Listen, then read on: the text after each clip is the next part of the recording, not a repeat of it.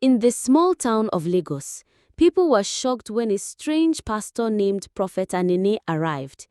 He came during a heavy rainstorm, preaching about breaking ancestral chains and opening destinies. In 1 week, barren women started claiming they were pregnant, sick people walked, and market women testified about sudden blessings. But rumors started.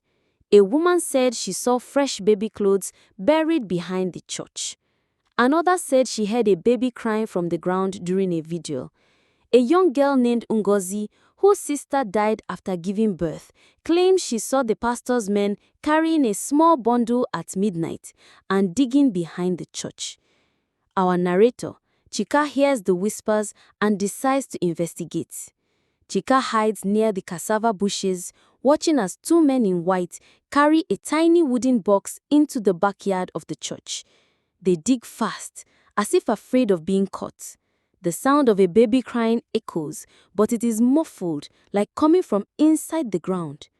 They pour a thick black liquid into the hole before covering it with sand.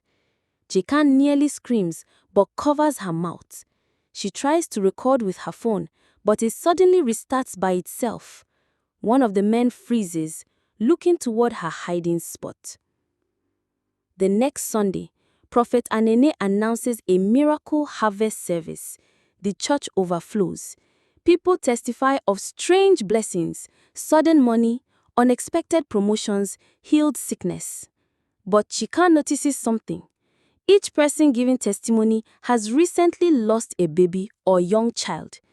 A neighbor tells Chika that in certain occult practices, burying newborns is used to gain long life and influence. Fear begins to spread in whispers, but no one dares speak openly. Chika teams up with her childhood friend Emeka to gather proof. They hide near the church on a night when the moon is bright and the river is full. Around midnight, they see Prophet 𝐻𝐻𝐒 himself come out, carrying another small bundle. He goes behind the church, digs, and begins chanting in a strange language. The ground seems to breathe, rising and falling like a sleeping chest.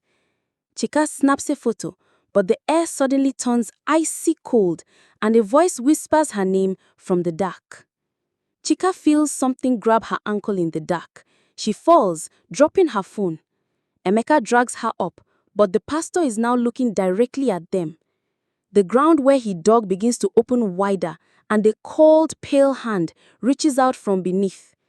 Prophet 𝐻𝐻𝐒 smiles and says, "If you've come to watch, you must also join in the offering." Chika and Emeka run, but the sound of a baby crying follows them all the way home. I thought we escaped that night, until I woke up and saw wet footprints in my room. Subscribers to watch and see what happens next, the return of the buried babes. Don't forget, subscribe to